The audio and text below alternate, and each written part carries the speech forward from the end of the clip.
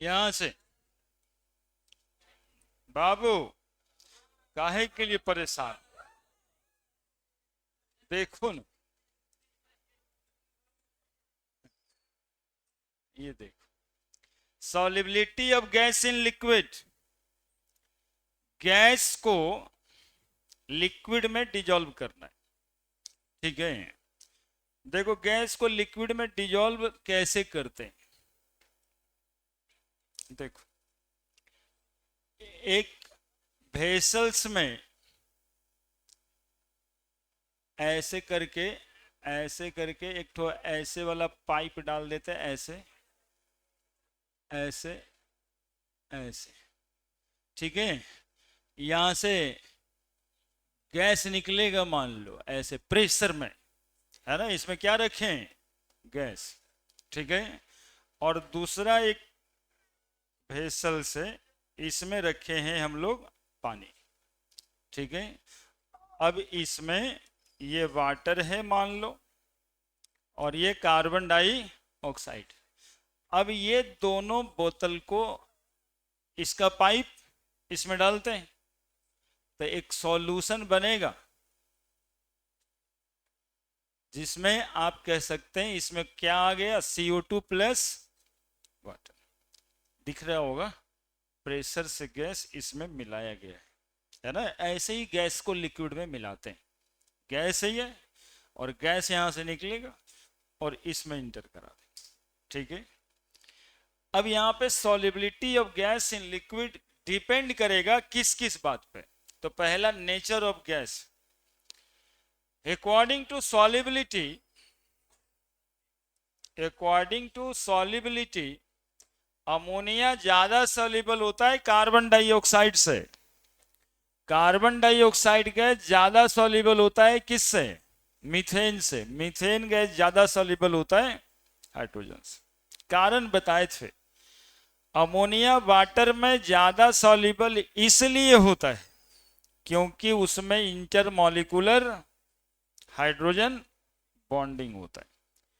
Carbon dioxide उससे कम soluble इसलिए होता है कि इसमें dipole dipole force of attraction होता है, ठीक है। क्लियर है? इसके बाद बाकी सब में वेंडरवाल फोर्स है ना, और वेंडरवाल फोर्स साइज पे डिपेंड करता है। जितना छोटा साइज होगा उतना ही ज्यादा कम वेंडरवाल फोर्स ऑफ अट्रैक्शन लगेगा, है ना। सबसे छोटा साइज हीलियम का है, सबसे कम van der Waals force of attraction helium में लगेगा। सबसे बड़ा साइज मीथेन का है, मीथेन में वेंडरवाल फोर्स ऑफ अट्रैक्शन ज्यादा लगेगा, इसलिए मीथेन ज्यादा सॉल्युबल होगा हीलियम से। क्लियर है? पिछले बार लिख रहा था, किताब पढ़ रहे थे, उसमें कि HCl गैस ज्यादा सॉल्युबल होता है ऑक्सीजन से, है ना। तो हम लोग को यदि क्वेश्चन दे कि HCl और ऑक्सीजन में ज्यादा सॉल्युबल कौन होगा, तो क्या लिखना है? HCl। क्यों लिखना है? क्योंकि इसमें क्या लगेगा?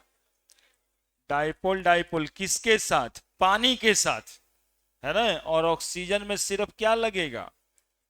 वैंडरवाल। वैंडरवाल कमजोर फोर्स होता है, ठीक है। दूसरा टॉपिक था temperature. Gaseous solute liquid solvent, liquid solution बन जाएगा। और प्लस उधर में देखो लिखे हैं heat energy. Plus heat energy का मतलब होता है डेल्टा एच। क्या है इसका? नेगेटिव। डेल्टा एच क्या लिखेंगे इसका? जीरो। ऐड कर देना, है ना। एक्सोथर्मिक समझ में आएगा और डेल्टा एच नेगेटिव नहीं आएगा तो फिर बात खत्म। क्यों होता है एक्सोथर्मिक, ये भी सिखाए थे।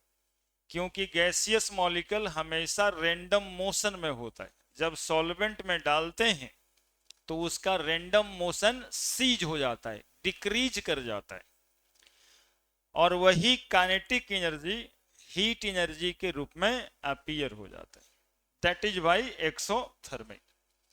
Dissolution of gas in liquid is always release energy that is exothermic in nature. As the gaseous molecule always in random motion, they possess kinetic energy upon dissolution the decrease of kinetic energy appear as heat energy. कभी भी gas को यदि water में dissolve करेंगे तो heat energy generate होगा। दूसरा बात, pressure. Solubility of gas in liquid is directly proportional to the pressure और partial pressure applied on the gas at constant temperature. Pressure कैसे अप्लाई होगा, फोटो बना के भी दिखाए। एक बोतल में वो प्रेशर वाला मशीन लगा रहेगा और पानी में उसको क्या करेंगे, डिजोल्व करेंगे। जितना ज्यादा प्रेशर लगाएंगे उतना ज्यादा वो पानी में डिजोल्व होगा। यही पॉइंट कह रहा है, यानी कि solubility of gas in liquid directly proportional to partial pressure applied. ठीक है, तो टेम्परेचर पे कैसे डिपेंड करता है देख लिए, अब प्रेशर पे कैसे डिपेंड करता है देख लिए। अब इसी प्रेशर को समझाने के लिए एक लॉ है that called as Henry's law. तो next heading is Henry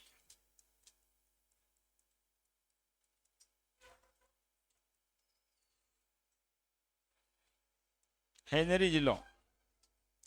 Henry's law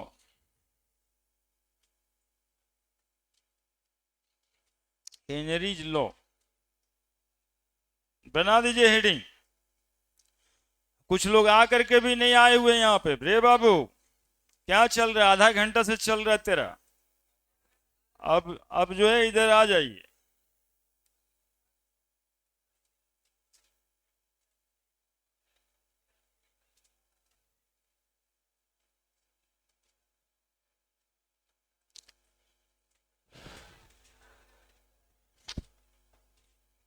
Henry laws a statement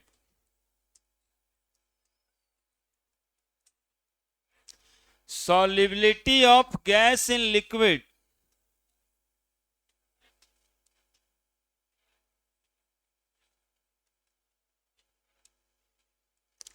is directly proportional to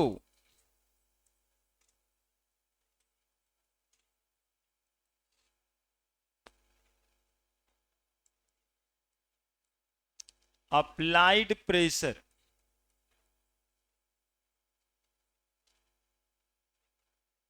on the gas। अब देखो इस सॉल्युबिलिटी को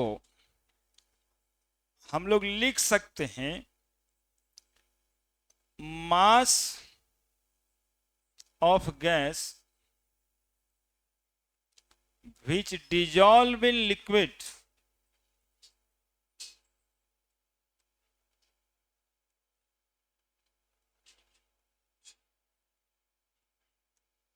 mass of gas which dissolve in liquid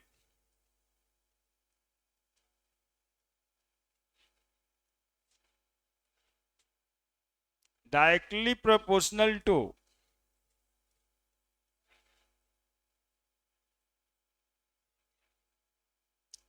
the applied pressure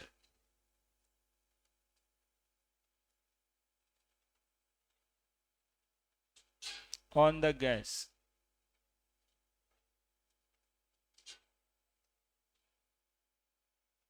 at constant temperature।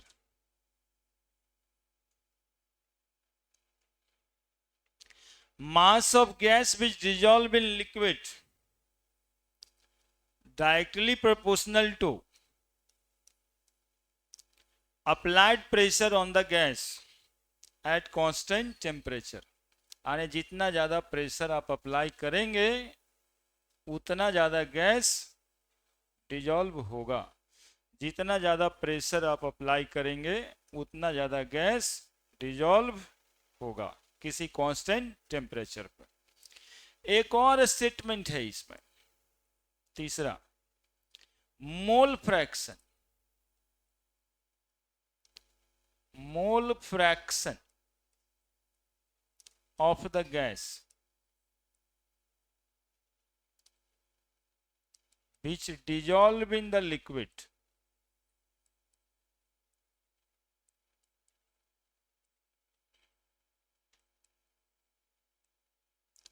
is directly proportional to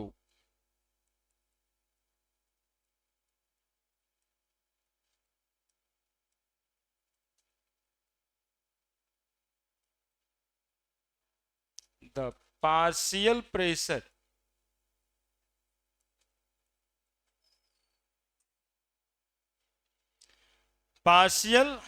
pressure on the gas at constant temperature.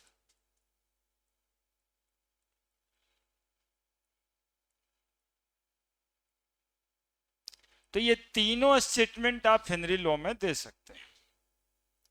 Solubility of gas in liquid is directly proportional to applied pressure on the gas. Mass of the gas which dissolve in liquid is directly proportional to applied pressure. या फिर मोल fraction of the gas. देखो ना, बस इतना ही शब्द बदला होगा. कितना? Mass of gas, mole fraction of the gas, बाकी सब सेम लिखा हुआ है. सॉलिबिलिटी को अमाउंट से जब रिलेट करेंगे तो मास लिख सकते हैं, क्या ग्राम गैस डिजोल्व हुआ. और इसी सॉलिबिलिटी को मोल फ्रैक्शन लिख सकते हैं जब कभी ऑक्सीजन भी डिजोल्व करना है और कार्बन डाइऑक्साइड भी डिजोल्व करना है. तो किसका मोल फ्रैक्शन कितना होगा? तो ये डिपेंड करेगा किस बात पे? पार्शियल प्रेशर पे.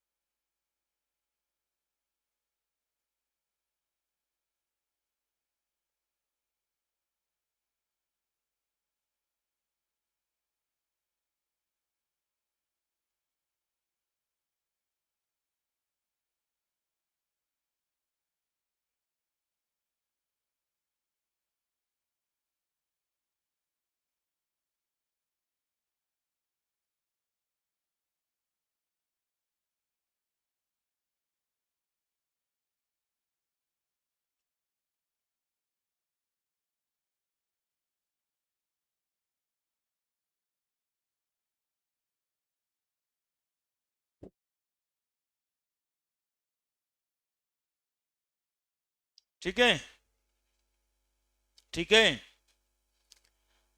अब देखो बड़े,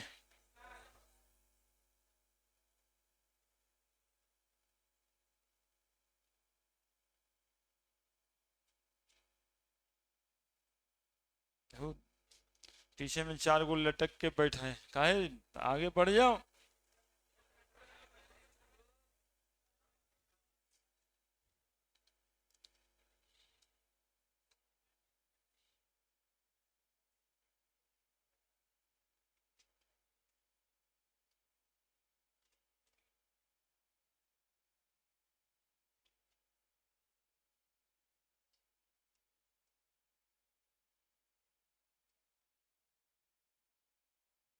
सब काम सरे कर देंगे, किताब सरी पढ़ रहे हो, लिख, पीडीएफ सरे भेज देंगे. तो काम दिए रहते हो तो कैसे लिखेगा? तेरा एम्प्लॉय है वो ना.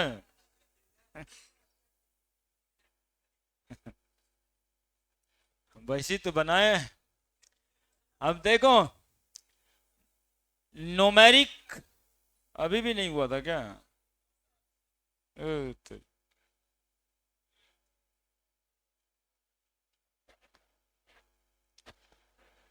इनका नोमेरिक स्टेटमेंट, जिससे अब नोमेरिकल बनेगा एक लाइन का, प्रेशर किस बात पे डिपेंड कर रहा है?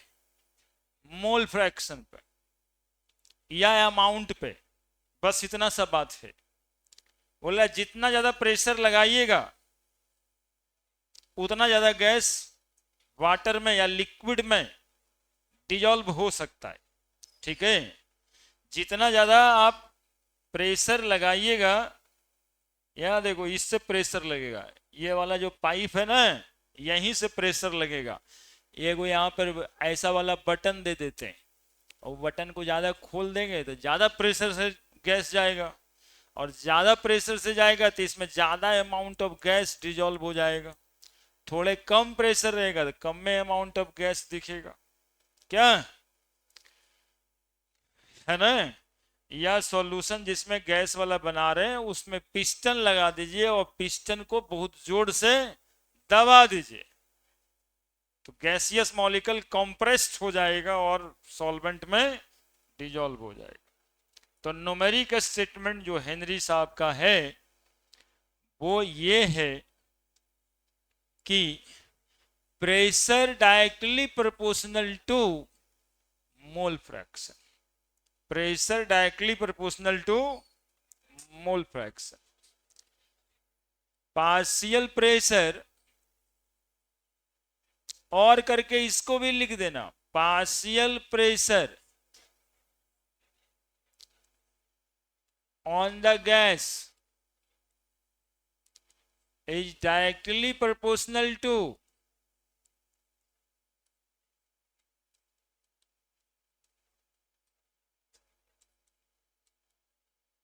mole fraction और न्यूमेरिकली मास,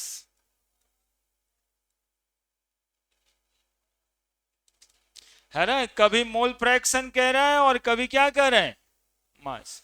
यानी P directly proportional to X और P directly proportional to M, mass. ठीक है। यदि क्वेश्चन में नंबर ऑफ मोल दे रहा है, मोल फ्रैक्शन का केस है तो मोल फ्रैक्शन पे करेंगे, लेकिन ग्राम का क्वेश्चन है तो डायरेक्टली प्रोपोर्शनल टू मास लिखते। अब देखिए, अरे बट काय गधा कुत्ता कमिंजन करता है, पढ़ने बैठा है तो सीधा पढ़ो, नहीं तो अब देखेंगे तो पीछे जाओ, कॉपी निकल के जाओ बबलू जी के क्लास में बैठ जाना जाकर के वहां पर, अरे वो क्लास उधर भी लगता है, और टेबल पे बैठ के अपना बतिया के जाओ। Now P directly proportional to X, ठीक है। तो P बराबर लिखेंगे तो KH इंटू X। अब देखो तीसरा नाम आ गया KH, क्या होगा ये, हाँ देखो कितने समझदार हो गए तुम लोग, थोड़ा सा और की जरूरत है बस। Where KH is proportionality constant,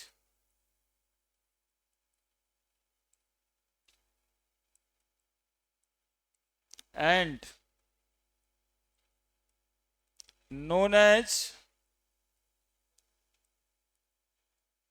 Henry's law constant,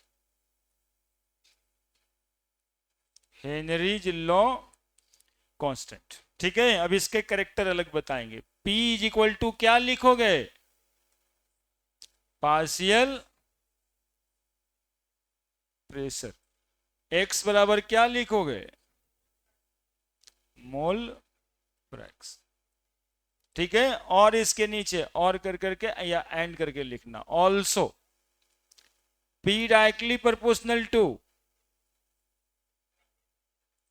mass of the gas, है ना। दो टर्म लिए, एक नंबर ऑफ मोल में दे, मोल फ्रैक्शन की तरफ जाएंगे, और सीधा कहता है 10 ग्राम गैस डिजोल्व है तो वो भी चलेगा, इधर आएंगे। P बराबर KH into M, where KH is उतनी बात लिखेंगे, proportionality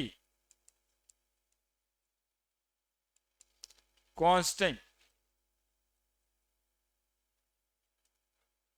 and known as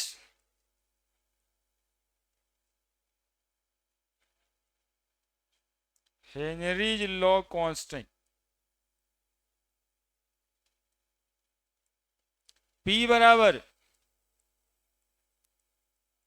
partial pressure. अब देखो यहाँ पे पार्शियल प्रेशर, प्रेशर भी हो सकता है, एक वो गैस रहेगा तो खाली प्रेशर रहेगा, और M मास ऑफ गैस। लिखो जल्दी से। P directly proportional to x और P directly proportional to m, इसके पीछे जो 3 स्टेटमेंट लिखा गया था उससे निकल के आया।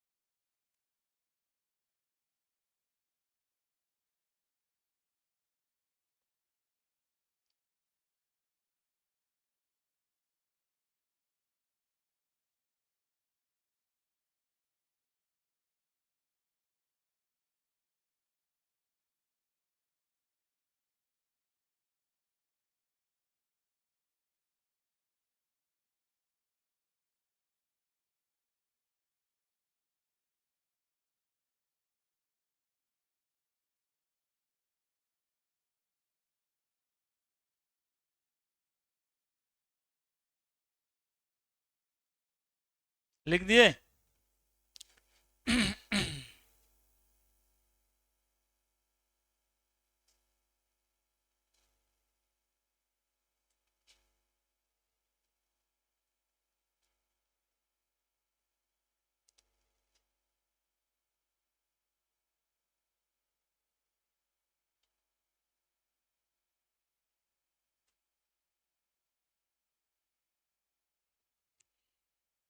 क्या पढ़े एक लाइन में? Pressure directly proportional to mole fraction, pressure directly proportional to mass. कर क्या रहे हैं? बोले कोको कोला बना रहे हैं, पानी में कार्बन डाइऑक्साइड डिजोल्व कर रहे हैं।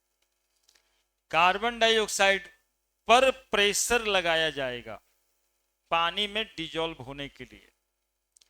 जितना ज्यादा प्रेशर लगेगा उतना ज्यादा कार्बन डाइऑक्साइड डिजोल्व होगा। जितना ज्यादा प्रेशर लगेगा उतना ज्यादा कार्बन डाइऑक्साइड डिजोल्व होगा। मास में डिजोल्व होगा या फिर नंबर ऑफ मोल में डिजोल्व होगा। नंबर ऑफ मोल में डिजोल्व हुआ तो P directly proportional to mole fraction लिखेंगे, और यदि मास में डिजोल्व हुआ तो P directly proportional to m लिखेंगे। क्लियर है? कर इतना ही रहे हैं, कार्बन डाइऑक्साइड को पानी में डिजोल्व कर रहे हैं। तरीका ये जान रहे हैं कि ज्यादा से ज्यादा कार्बन डाइऑक्साइड पानी में डिजोल्व कैसे हो सकता है। हेनरी साहब कहते हैं कि जितना ज्यादा प्रेशर आप लगाइएगा कार्बन डाइऑक्साइड पर उतना ज्यादा मास, उतना ज्यादा number of mole carbon dioxide का पानी में डिजोल्व होगा। इतना ही पढ़े, यही है हेनरी लॉज। लिख दीजिएगा सब। Mass of gas which dissolve in liquid is directly proportional to pressure applied on it। अब देखिए इसी का ग्राफ खींचें। एक तरफ सॉल्युबिलिटी सॉल्युबिलिटी एक तरफ प्रेशर, तो इधर mole fraction solubility, mole fraction या सॉल्युबिलिटी का ग्राफ या मास ऑफ द गैस का ग्राफ, तीनों में से कोई भी रख सकता है। क्या होगा? डायरेक्टली प्रोपोर्शनल, है ना। इतना मोल फ्रैक्शन ग्राफ तो प्रेशर इतना, यदि प्रेशर बढ़ा दिए आप तो क्या बढ़ना है? मोल फ्रैक्शन बढ़ जाएगा, या फिर सॉल्युबिलिटी बढ़ जाएगी, या फिर मास गैस का बढ़ जाएगा। क्लियर है? तो P बराबर KH इंटू एक्स, है ना। और हम लोग कह सकते हैं KH बराबर P बटा एक्स। ठीक है, तो यूनिट ऑफ KH क्या होगा? केबल बार, प्रेशर का यूनिट बार या एटीएम ऑल्सो। चूंकि एक फॉर्मूला और पढ़ लिए हैं, KH इंटू एम, तो KH बराबर क्या होगा? P by M. Unit of KH एक और हो सकता है बार पर ग्राम, लिख देना बार पर ग्राम, ग्रामी में होता है। ऐसा ही पूछेगा तो केजी होगा, लेकिन बार पर ग्राम जनरल प्रैक्टिकल यूनिट है। लिखिए जल्दी से।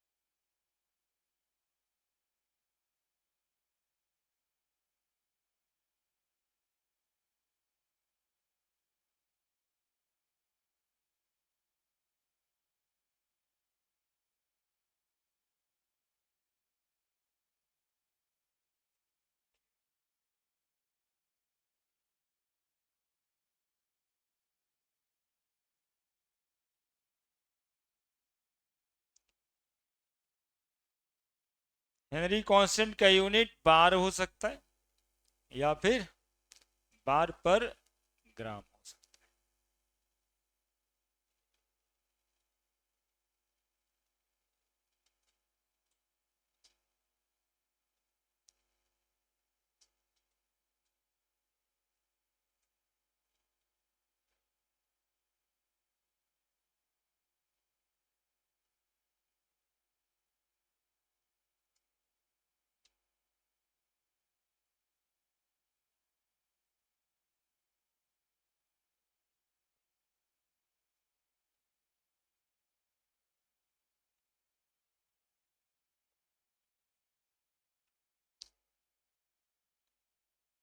3 अक्षर का तो फॉर्मूला है, P बराबर KH इंटू एक्स।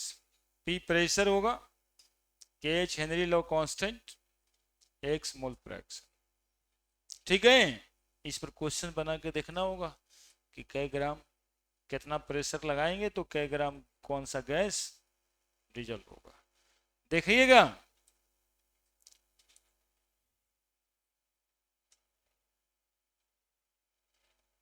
ये तो पुराना क्वेश्चन,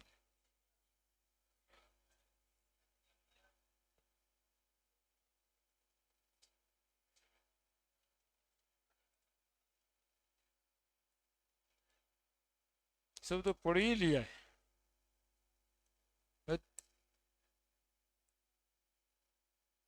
ये तो पढ़ ही लिया है।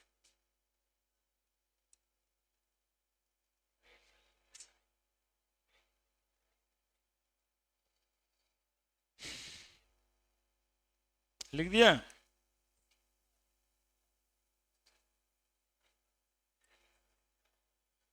लिख दिए?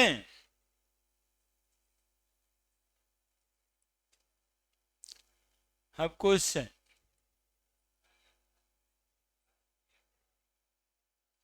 क्वेश्चन।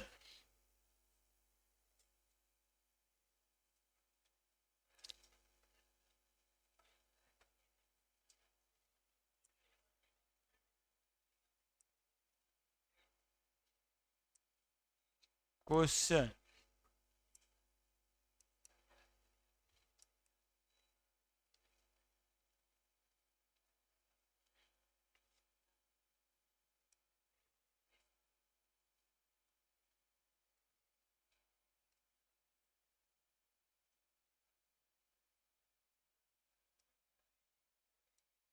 उतारिए इसको। हम्म।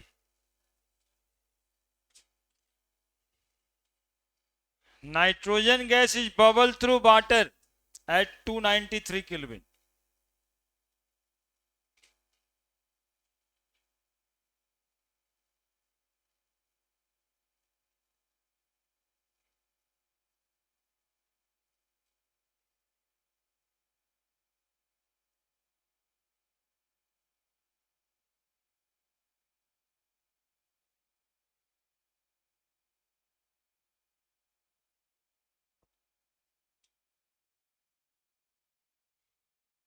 उतार ली जल्दी से।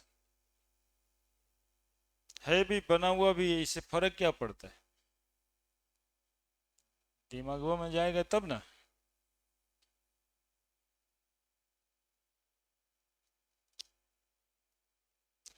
Assume that nitrogen exert a pressure of 0.987 bar.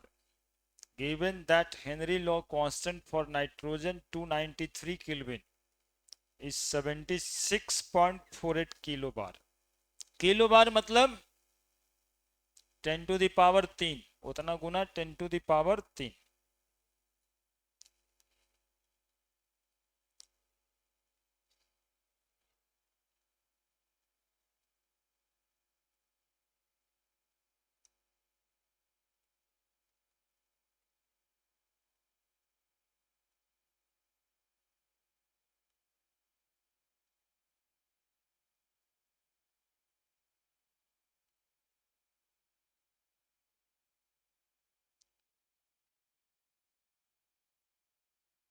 ठीक है, नहीं उतारे एकदम हटे हुए।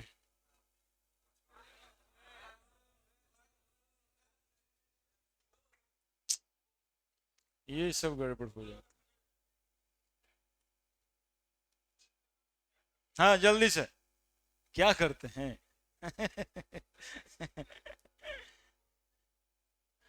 कहता है सर आप क्या करते हैं? कितना अच्छा इनोसेंट क्वेश्चन है।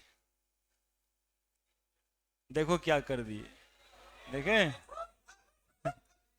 ये अपने चक्कर में लगा हुआ है कि पैसा वैसा दे देंगे। आइए, आप लोग दिए हैं, वो सहेज के रखना है। या ये कुछ नहीं करेंगे। कुछ नहीं करेंगे। उतारिए जल्दी से, कुछ गड़बड़ हो रहा है। हाँ हाँ ठीक है। यही यही यही देखिए, कोई किसी से दिलवा रहा है तो जो दिलवा रहा है, देखने वाले को कितना खुशी आ रहा है कि इसका पैसा घटेगा, इसका पैसा घटेगा, ठीक होगा। देखिए, हम सवाल समझाने की कोशिश करने में लिखना चाहते हैं, इसको दबाते हैं, वो अपना आ जाता है उधर। हाँ, अब नहीं दबाएंगे ना, सीख गए ना। क्या लिख रहा है देखिए, if nitrogen gas bubble through water, ये टेम्परेचर ऐसे ही है, नाइट्रोजन गैस को बबल कर रहा है। एक बोतल में नाइट्रोजन गैस रखा होगा, है ना, इस तरह से बताए थे आपको कि एक वो बोतल ले लेंगे, इसमें कोई गैस रखना होगा, रख लेंगे, और इसमें जो है इस तरह से नॉब लगा देते हैं, है ना, बहुत बड़ा प्रॉब्लम नहीं है कि वो कैसे होगा, है ना। यहाँ पे एक वो टैप लगा देंगे, इसको खोलेंगे, ये प्रेशर के साथ नाइट्रोजन गैस, अब यहाँ देखो ये जार रख दिए, इसमें पानी रख दिए, अब नाइट्रोजन गैस इसमें जा रहा है। यही तो ऐसे करके मिलाते। तो नाइट्रोजन गैस इसमें है और इसको बबल थ्रू वाटर कह रहा है, तो नाइट्रोजन गैस को पानी में डालें बस। 293 केल्विन में तो रहेगा ही। हाउ मेनी मिली मोल्स, तो मिली में परेशान नहीं होना है, मोल समझिए पहले, मोल निकाल लेंगे फिर मिली मोल निकाल देंगे। How many moles of nitrogen gas dissolve in 1 litre water. 1 litre water, पानी का डेंसिटी 1 kg पर लीटर होता है, 1 किलो वाटर भी समझ सकते हैं। 1 लीटर वाटर बराबर 1 किलो वाटर। तो क्वेश्चन तो यही ना है, इतना ही सा ना कि how many millimole of nitrogen, कितना मोल नाइट्रोजन डिजॉल्व होगा 1 किलो पानी में या 1 लीटर पानी में। कितना सा क्वेश्चन है कि कितना मोल नाइट्रोजन डिजॉल्व होगा 1 किलो पानी में, ठीक है, 1 लीटर या 1 किलो बराबर है। एज्यूम दैट, ये तो दिया हुआ है, नाइट्रोजन एक्सर्ट पार्शियल प्रेशर 0.987 बार और हेनरी लॉ कांस्टेंट नाइट्रोजन का दिया हुआ है 76.48 किलो बार। फॉर्मूला अपने है पास में है, प्रेशर बराबर Henry law constant into mole fraction. तो मोल फ्रैक्शन में क्या क्या है, मोल में number of mole of nitrogen बटा number of mole of nitrogen plus number of mole of water. Number of mole of nitrogen को निकाल देना है ना, बाकी सब तो दिया हुआ है, प्रेशर दिया हुआ है, हेनरी लॉ कांस्टेंट दिया है, दिया या नहीं दिया, तो निकलेगा कि नहीं निकलेगा, क्या बस यही एक फॉर्मूला लगना है, बाकी ये तो किताब होगा तो कुछ कुछ अपना किए हुए होगा। क्लियर है? तो सवाल लिख लिया आप, सवाल लिख लिए, अब हमको बताइएगा अपना वाला कहाँ है। अरे अपना वाला भी तो था, नहीं कुछ हुआ है यार, कुछ नहीं हुआ है। सवाल बनाइए ना, देखिए ना कैसे बैठे एकदम गधा शुतुरमुर्ग की तरह, सवाल बता दिए, समझा दिए, फॉर्मूला लिख दिए, हैं मास से काहे के लिए बनाएंगे, मिली मोल पूछ रहे हैं वो, है तुम पहले मास निकालिएगा फिर मोल निकालिएगा।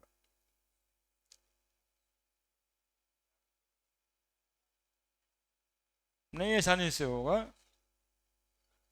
पानी कहां से लेके आइएगा, मोल फ्रैक्शन तो लगेगा ही, पानी में नाइट्रोजन डिजॉल्व कर रहे हैं तो मोल फ्रैक्शन तो लगेगा ही।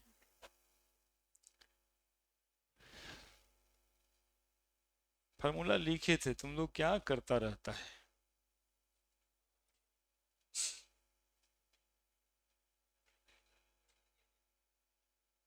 अरे वाह,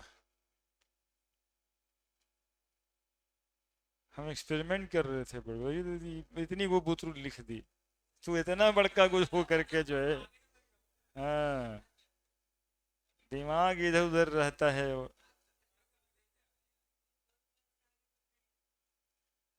गधा है।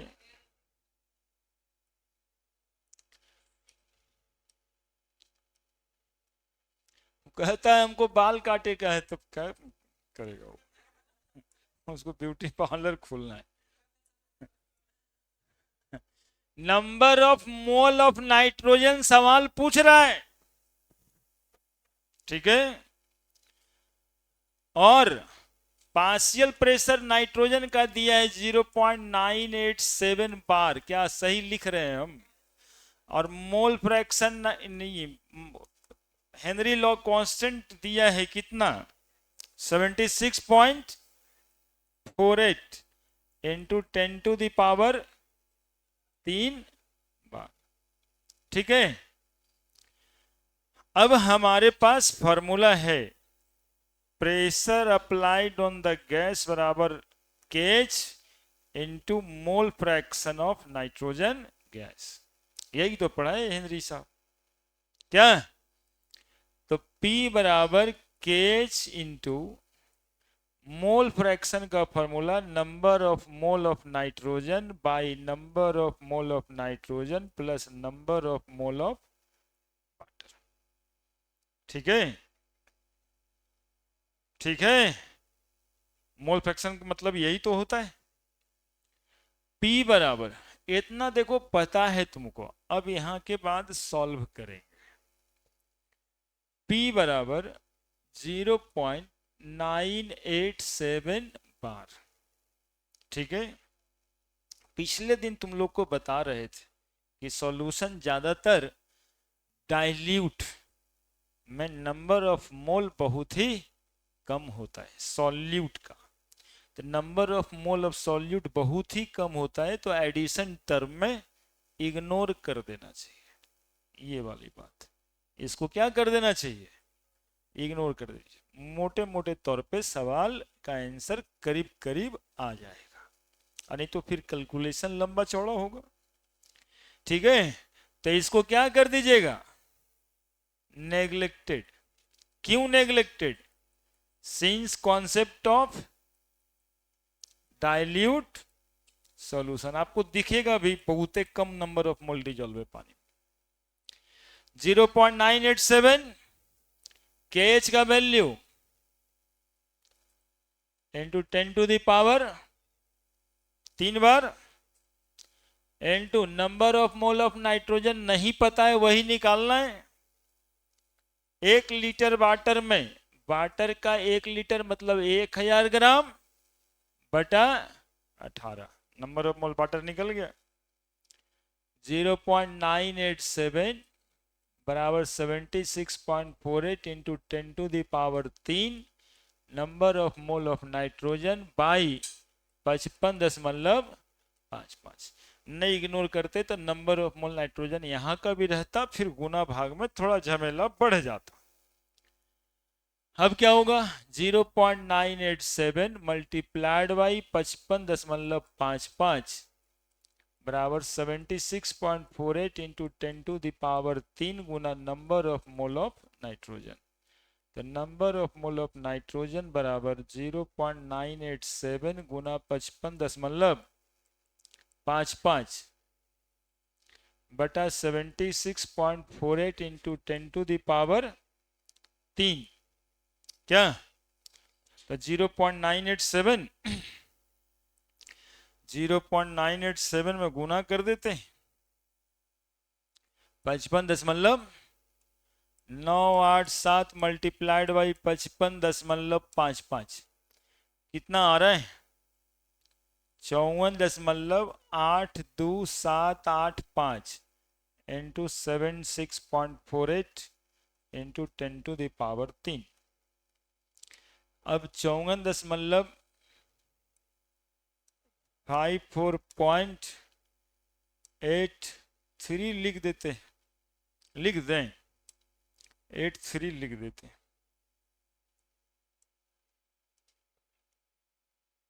83 लिख रहे हैं इसी को हम, डिवाइडेड बाई 76.48 बराबर 0.716 है, यानी 617 लिख देते क्या, 0.717। ठीक है, बात खत्म करिए इसको। इंटू 10 टू द पावर कितना, -3 मोल, और 10 टू द पावर -3 मोल बराबर 1 मिली मोल, दैट इज इतना मिली मोल। बस हो गया, सवाल तो यही बना, पढ़ाई क्या करना था, बस इतना सा, बाकी सब गुना भागा ये सवाल में दिया हुआ था। क्वेश्चन कह रहा था कि कितना मिलीमोल नाइट्रोजन का 1 लीटर पानी में घोल सकते हैं यदि हम 0.987 बार प्रेशर लगाएं नाइट्रोजन पे। हेनरी लॉ कांस्टेंट इतना है उसका। ये तो इंफॉर्मेशन था, सवाल बन गया।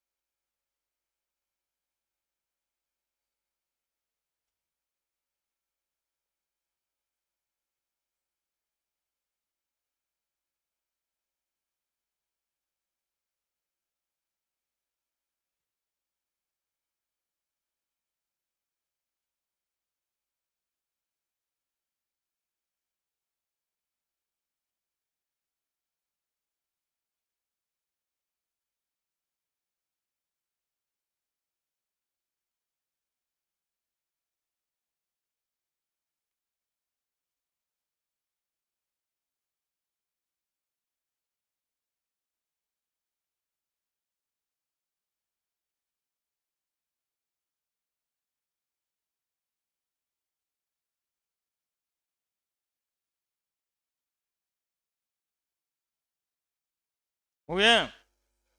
दूसरा क्वेश्चन लिखिए। दूसरा क्वेश्चन इन टेक्स्ट क्वेश्चन है। H2S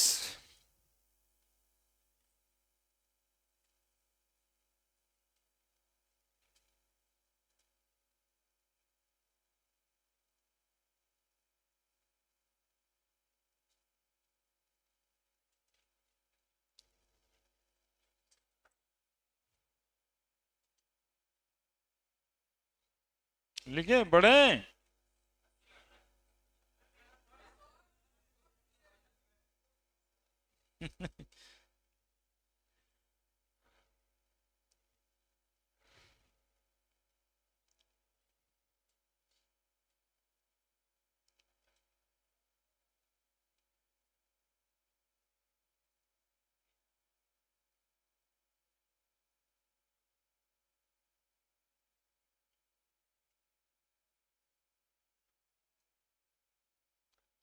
लिखिए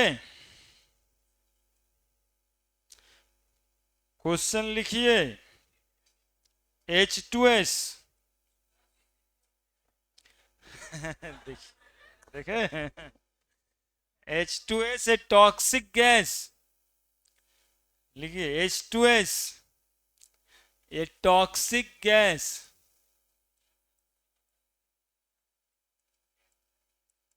toxic gas with rotten egg like smell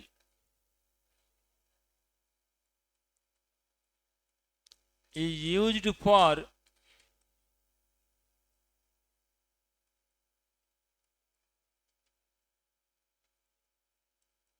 the qualitative analysis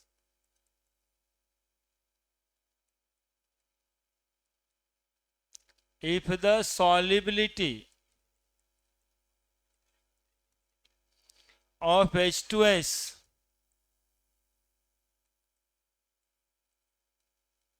in water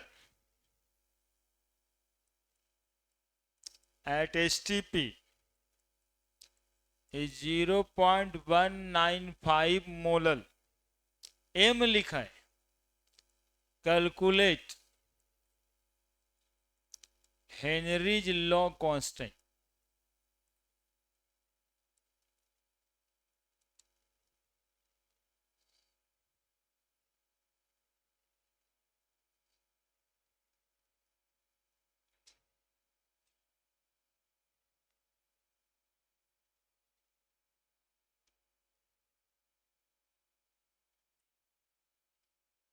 बस इतना ही है।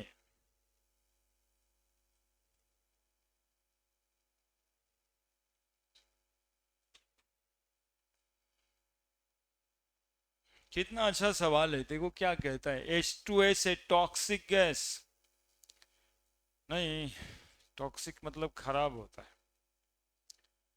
With Rotten egg like smell, ये सड़ा हुआ अंडा की तरह महकता है।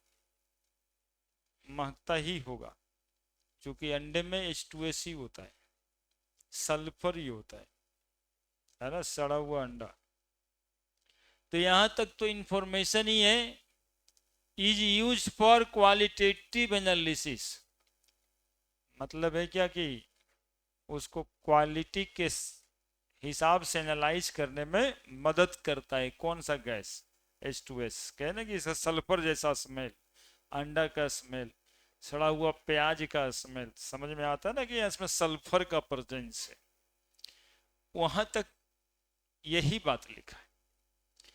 अब यहां से क्या कहता है, if the solubility of H2S gas in the water at STP, STP का मतलब है टेम्परेचर कितना, 298 केल्विन, और प्रेशर 1 बार या 1 ATM, is 0.195 molal, molal MOL molal पर केजी।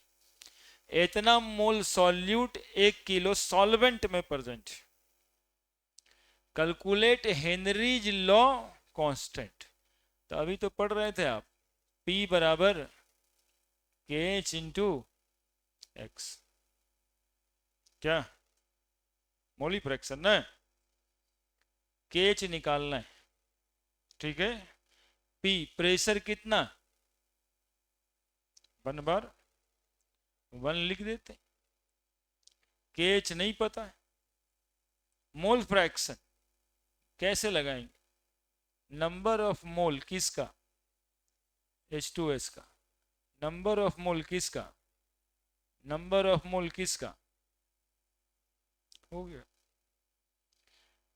प्रेशर 1 बराबर के H, number of mole H2S का 0.195 by 0.195 plus number of mole of water 1 kg।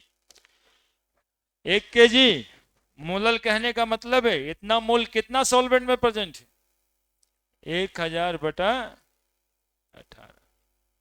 क्या 1 बराबर के एच इंटू 0.195 बाई 0.195 प्लस 55.55, 1 बराबर के एच इंटू 0.195 बाई 595, बच गया 1 1 1 2 5 7, 55.745। तो बताओ के एच बराबर 55.745 बाई 0.195, क्या बन गया सवाल। देखो ना 3 अक्षर का सवाल इतना ही तो होता है यार, 3 अक्षर तो है इसमें, एगो के एच एगो पी एगो एक्स। 55.745 डिवाइडेड बाई 0.195, 285.871 और केज का यूनिट होता है बार, क्योंकि प्रेशर भी हम लोग बार में लिए थे तो लिख दिए बार। इतना ही सवाल था। न्यूमेरिकल बनाओगे तो थोड़ा मजा आने लगेगा, बनाया हुआ न्यूमेरिकल बनाओ। अभी तक तुम लोगों को हम 60 न्यूमेरिकल शायद बुक का बना चुके, तो अब तो शुरू हो जाओ। हम तो सोच रहे हैं कि अभी अब शुरू करते कल से, या फिर ये भी दिमाग में सोच नहीं पा रहे कि कब से शुरू करना है। तो कोई बात नहीं, ये दिमाग एक्चुअली में छठ पूजा में घाट पे आता है, जो अगला छठ पूजा होगा, ठीक है। तो नवंबर में दिमाग खुलेगा, जनवरी में परीक्षा होगा, तो किताब कॉपी में लिखल रहेगा सब, तो तभी ना कुछ करोगे। हम क्या बताए थे 11th में, बता रहे थे आप याद करो कि सॉल्यूशन जैसे ही शुरू होगा तो लगन आ जाएगा, हर साल आता है। और लगन में 10 को बच्चा झूठे परेशान रहता है, ठीक है। कुछ लोग लगन से होके आ रहे हैं, कुछ लोग अभी हैं लगन में ही, वो हम हर साल होता है। फिर एक चैप्टर इलेक्ट्रोकेमिस्ट्री थोड़ा ठीक से निकल पाएगा, काइनेटिक्स आएगा, फिर एक बार जोरदार लगन, होना ही होना है। ऐसा सिस्टम बनाए। और सबसे ज्यादा नाचने का चिंता किसको है, जो बच्चा 11th और 12th में है। उसके बाद तो ऐसे ही गली आता है सब, बरामा पास कर जाओ, कुछ नहीं हुआ, बीएससी में नाम लिखाओ, तो अपने से शुरू हो जाता है, देखते हैं क्या करता है, हो गया।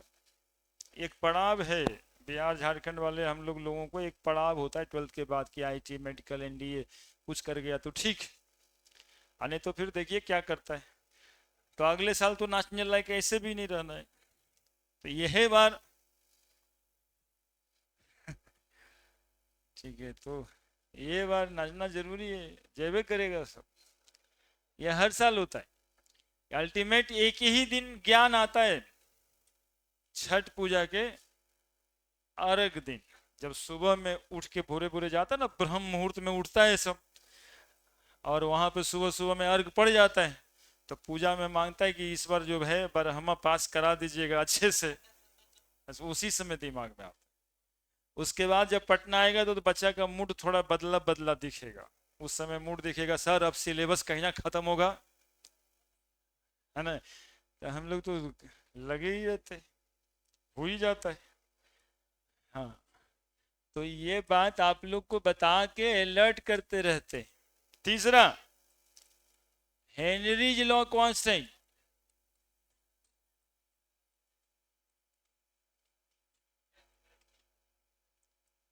For CO2 in water is 1.67 into 10 to the power 8 pascal लिखा हुआ है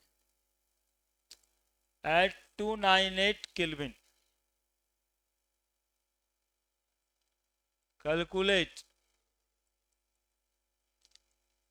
the quantity of carbon dioxide in 500 ml of soda water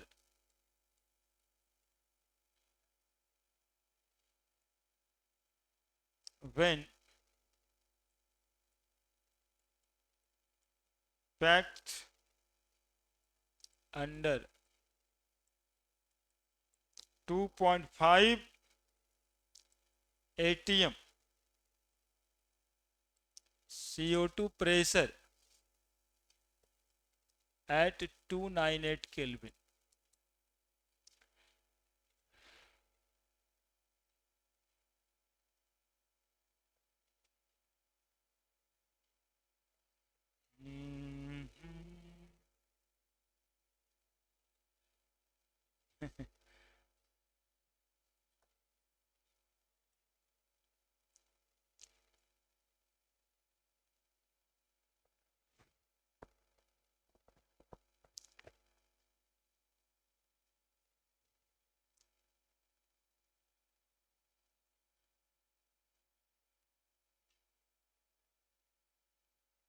लिखिए सवाल।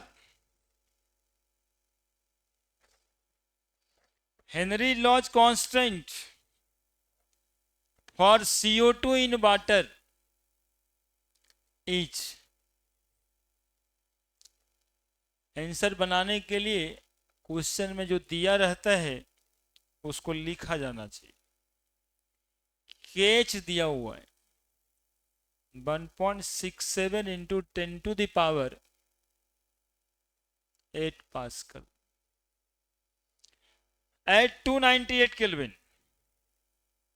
कोई ना कोई टेम्परेचर पे तो रहेगा ही। Calculate the quantity of CO2। Quantity chemistry में जनरली नंबर ऑफ मोली से निकाला जाता है, ठीक है। In 500 ml soda water weight of solvent. देखो पानी रहे ना तो ml में नहीं पड़ना है। 500 ml का मतलब 500 ग्राम, पानी में ml ग्राम बराबर होता है। when packed under 2.5 atm यानी 2.5 atm प्रेशर लगा के कार्बन डाइऑक्साइड को पानी में घुलाया गया है। तो कहता है कितना कार्बन डाइऑक्साइड का अमाउंट 500 ml पानी में मिल जाएगा, घुल जाएगा। बस यही सवाल है, कै ग्राम कार्बन डाइऑक्साइड पानी में घुल जाएगा। तो फिर से फॉर्मूला उतना ही, बोलो बोलो एक बार, क्या फॉर्मूला बोलो। P बराबर KH इंटू एक्स। क्या कितना प्रेशर लगा रहा है, KH कितना दिया हुआ है,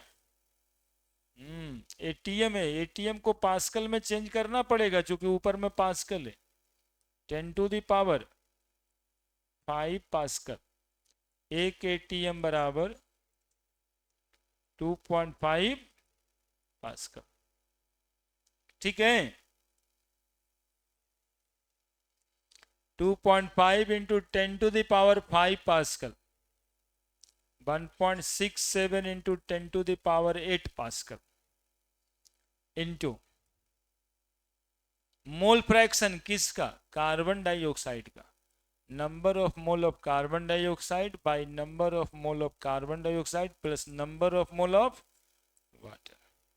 क्या सिखाए आसान करने के लिए, इसको क्या करना है, नीचे वाले को नेग्लेक्ट कर देना। ठीक है, चूंकि सॉल्यूशन डाइल्यूट है, नंबर ऑफ मोल बहुत कम आता है। पिछले वाले सवाल में देखे थे, एक तो एप्लीकेशन देखिए इसका, काहे इग्नोर कर देते हैं, किसी किसी के मन में चलता है ये बात। कितना आंसर आया, यही ना आया आंसर जी, इसका मतलब था 0.000717 था कि नहीं था। अब बताइए, यही ना जोड़ते, यहां नंबर ऑफ मोल यही ना आया था, तो 55.55 में 0.00077 जोड़ के क्या करते, बहुत अंतर पड़ता क्या, यही यही सब अमाउंट आंसर में आता है, इसलिए इसको क्या करते हैं एडिशन में नेग्लेक्ट करते हैं, तो नेग्लेक्ट कर दीजिए। अब बताइए क्या आ रहा है, 2.5 इंटू 10⁵ बराबर 1.67 into 10⁸ into number of mole of CO2, number of mole of water 500 ग्राम बटा 18, 2.5 इंटू 10⁵ बटा 1.67 इंटू 10⁸ बराबर number of mole of carbon dioxide बता 27.75 भागा देखिए आता होगा जी, 500 बटा 18, 7 27.77, तो number of mole of CO2 बराबर 2.5 into 10⁵ Guna 27.77, 1.67 into 10⁸,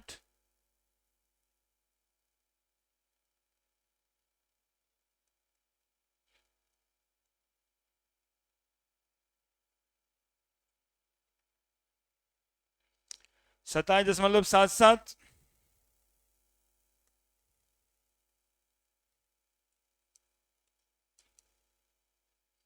multiplied by 2.5, 69.45,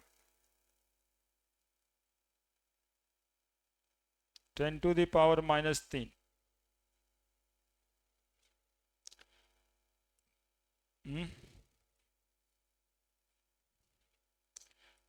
हाँ जी, गुना भागत तुम लोग करते, वो भी हम ही से करवाते हो, मतलब खुद आप उतार लेते हो सिर्फ। 4.58 इंटू 10⁻³ मोल, है ना, देखो कितना कम आता है, -3 है, 0.0041 आता, इसको यहाँ पे इग्नोर कर दिए, कोई बहुत अंतर नहीं पड़ेगा। ग्राम में पूछेगा गुना 44 कर देंगे, है ना, कार्बन डाइऑक्साइड कितना ग्राम, तो गुना 44 कर देंगे।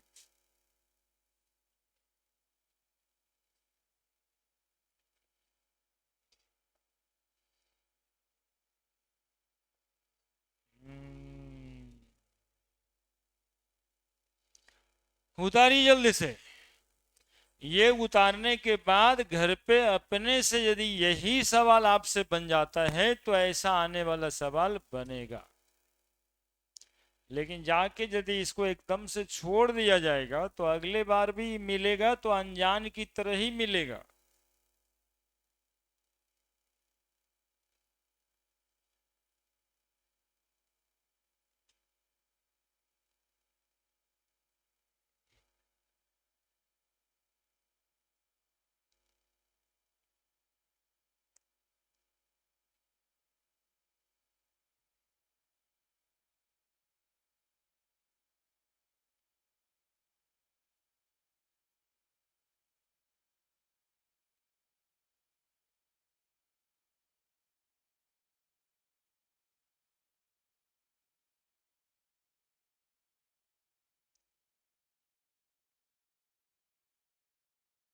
जल्दी।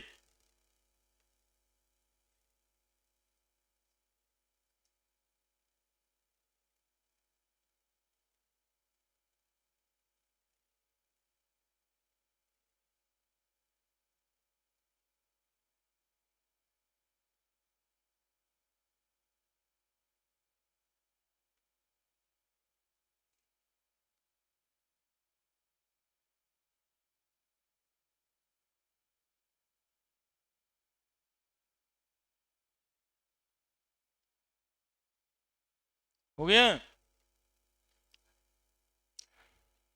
एक सवाल और दे देते।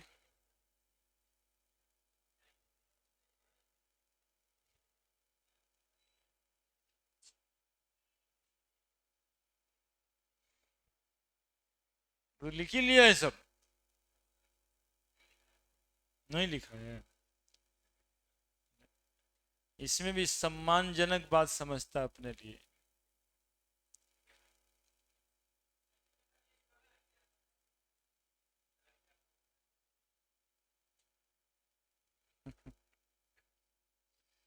अभी जब बोलेंगे तो कहेगा सर लिख लिया, अब लिख दीजिए। The partial pressure, question, the partial pressure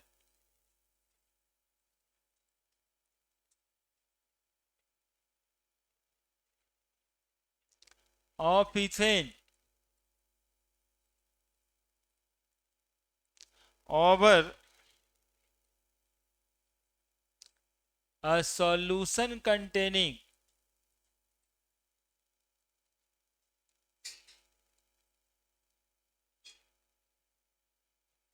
6.56 into 10⁻³ gram of ethane is 1 bar if the solution contain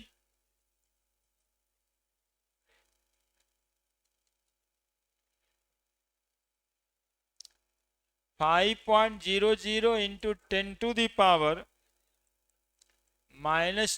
gram of ethane, then what shall be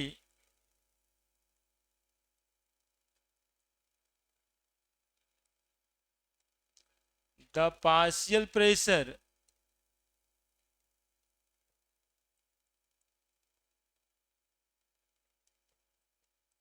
of the gas?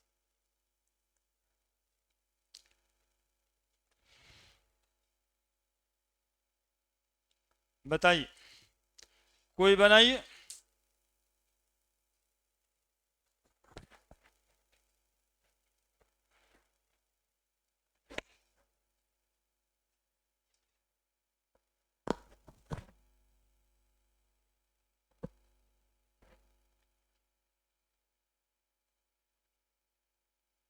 चलो सीता जी एकदम लटक के बैठ गए नहीं।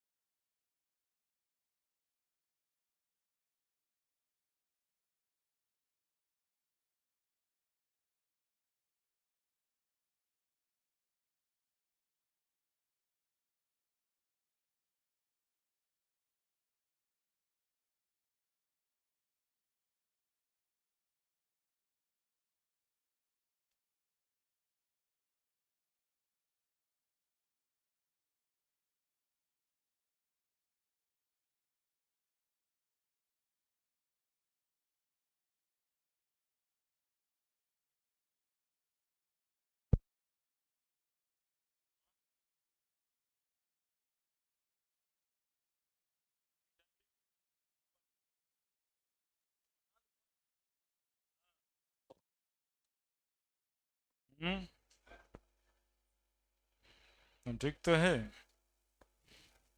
ठीक।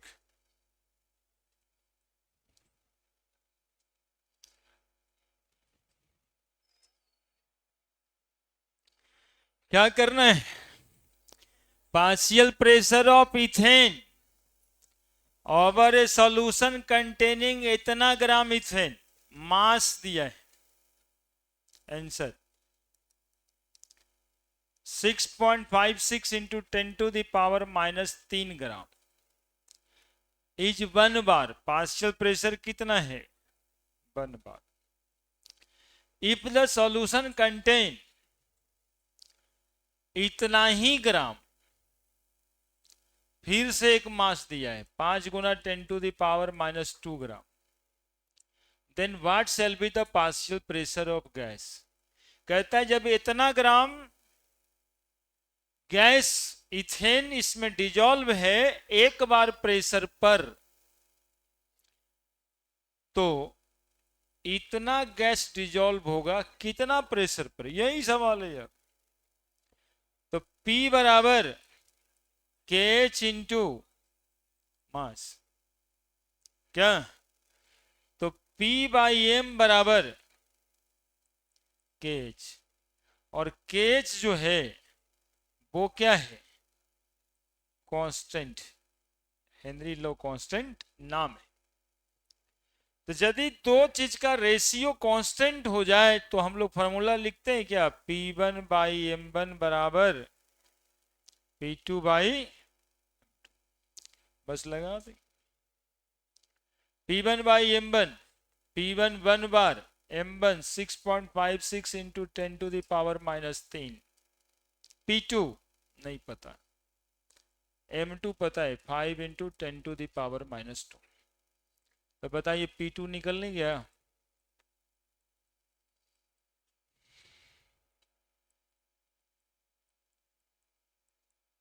कितना आता है? 0.006 बार आंसर।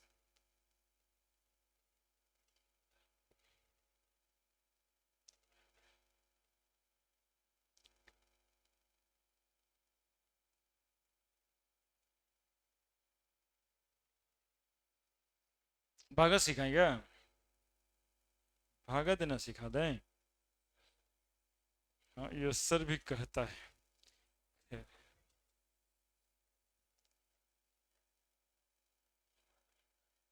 देखो भागा सिखा रहे हैं हम।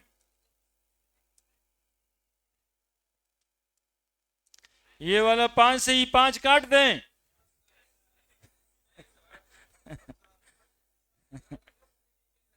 नहीं, नहीं काटे। देखिए गधा है, एक दुगो है ऐसा। 5 गुना 10⁻² प्लस 3 बाई 6.56। 5 गुना 10⁻1 2 -2 प्लस 3 है बाई 6.5 बराबर 50 10 बाई 6.5 बराबर क्या जी? 50 डिवाइडेड बाई 6.56 7.62। देखो तो जी आंसर कितना है? कितना आंसर है देखो, किताब है किसी के पास? 0.7 कह रहा था ये, काहे कुछ गड़बड़ कैसे हो गया? 50 आया ऊपर, आंसर सही 0.76 ही हमको भी याद आ रहा है। कहाँ गलती है खोजो तो।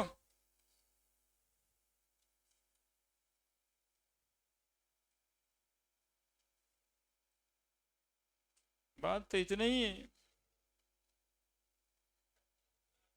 हाँ माइनस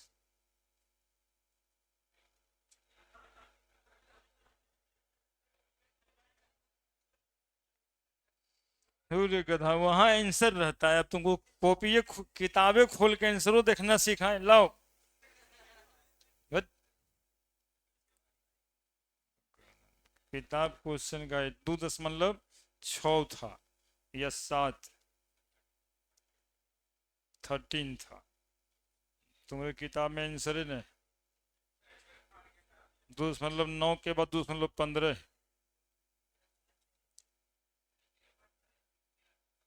कैसे आ रहा है वहां बताओ ना, बताना है वहां ना।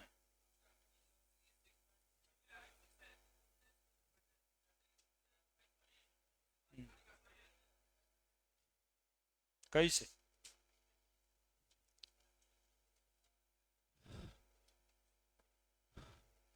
ठीक है, अब जो आया है सामने, जब आ ही नहीं रहे गड़बड़ तो गड़बड़ कैसे?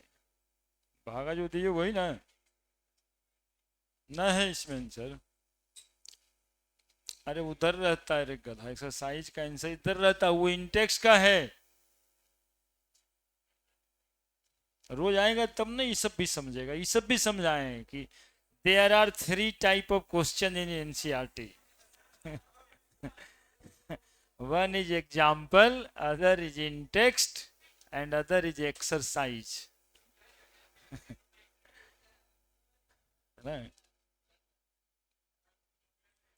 देखो ना यहाँ पे कोई गलती है जी, है क्या? तो यही आंसर है, दिक्कत क्या है? अब किताब में इस क्वेश्चन का आंसर आंसर देने लायक समझा ही नहीं तो क्या करना। वो 2.9 दिया है, फिर 2.15 दिया है, तो सही है। अब 0.7 क्यों कह रहे थे आप जानो, नहीं तो यहाँ पे बताओ। चमक रहा था इसलिए।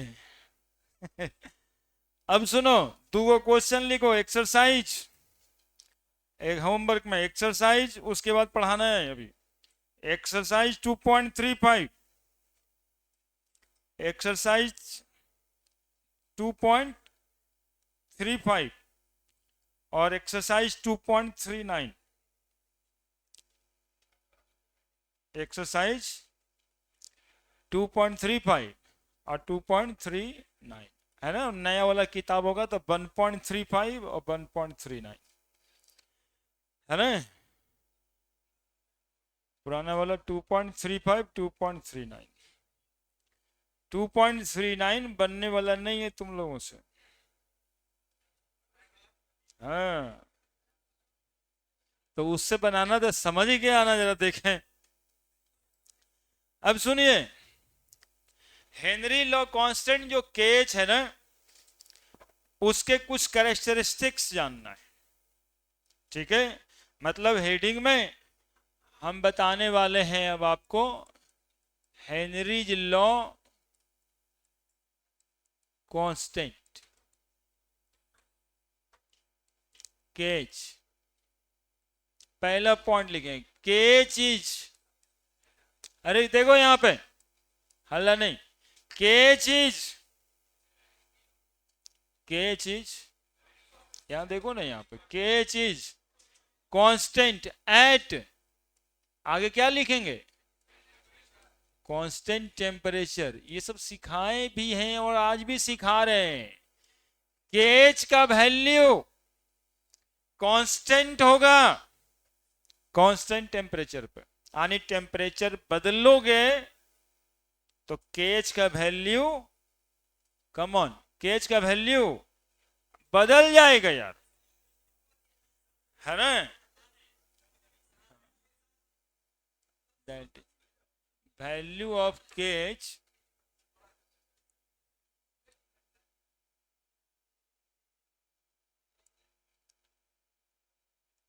value of kh changes if we change the temperature.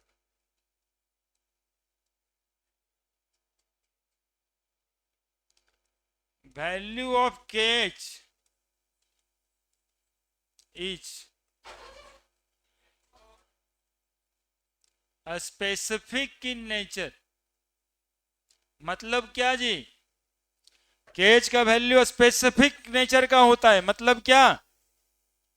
एक गधा से कुछ नहीं जानता, मतलब क्या?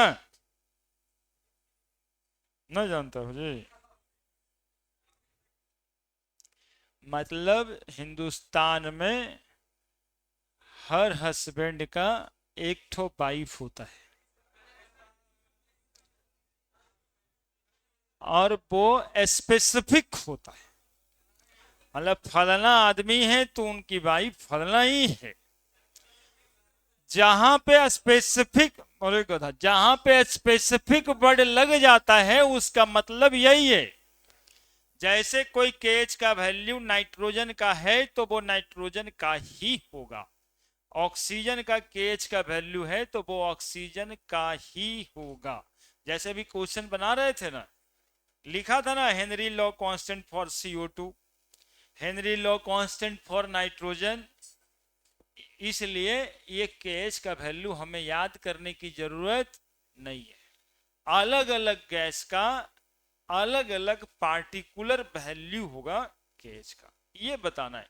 जहां स्पेसिफिक लिख दे वहां यही मतलब होता है, हर जगह पे, है ना? पार्टिकुलर चीज के लिए particular value, that is called specific in nature. लिख जल्दी, 2 पॉइंट।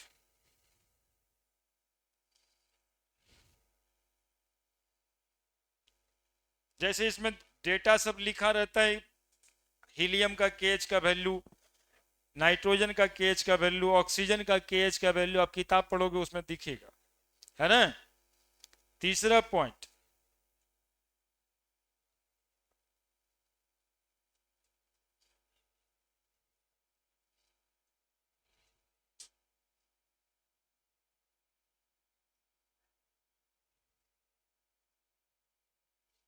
तीसरा point,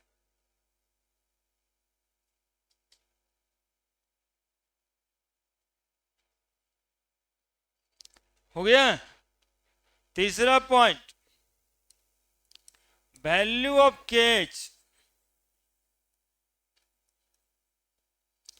for a particular gas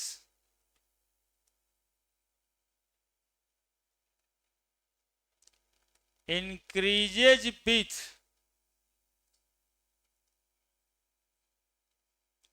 increasing temperature।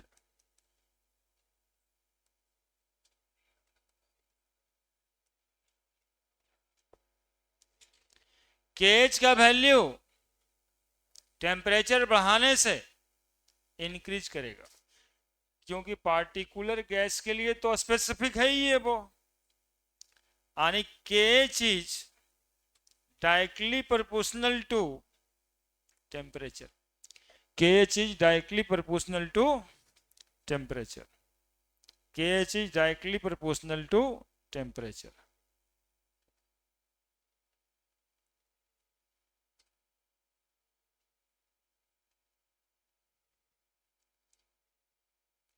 तीसरा बात, solubility of gas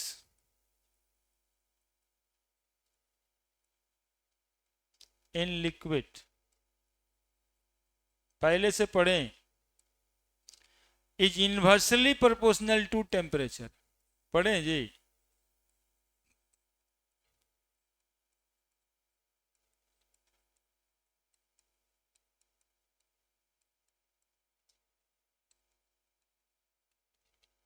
मतलब solubility of gas inversely proportional to temperature। Equation 1, equation 2, जरा बताइए फ्रॉम इक्वेशन 1 एंड 2, यदि आप टेम्परेचर बढ़ाइएगा तो केएच का वैल्यू बढ़ेगा, और यदि टेम्परेचर बढ़ाइएगा सॉल्युबिलिटी घटेगा। इस पॉइंट से जानते हो क्या निकल के आया? इस पॉइंट से निकल के आया कि केएच का वैल्यू जिसका ज्यादा होता है उस गैस की सॉलिबिलिटी कम होती है। और ये इंपॉर्टेंट नहीं महा इंपॉर्टेंट है ना। ये इतना खोज के अंदर में जाकर के बात पता की, ये आईआईटी और मेडिकल के लिए इंपॉर्टेंट है ना। सॉलिबिलिटी जो है, जिस गैस का केएच का वैल्यू ज्यादा है, आप आईआईटी के क्वेश्चंस में देखिए 1-2 साल पहले 4 गैस का केएच का वैल्यू उन्होंने लिख दिया, कहा कि अरेंज करिए सॉलिबिलिटी के हिसाब से। अब किस गैस का केएच का वैल्यू बच्चा को याद रखना ही नहीं था, जानना तो ये था कि जिसका केएच ज्यादा है उसकी सॉलिबिलिटी कम है, बस इतना से सवाल बन रहा था। तो ये पॉइंट अल्टीमेट होगा कि the gas having higher value of Henry law constant has lower solubility. The gas having higher value of KH, higher value of Henry's law constant has lower solubility, has lower solubility। जिस gas का KH का value ज्यादा होगा उसकी solubility क्या होगी? अरे बोलो ना रे, कम बोलो।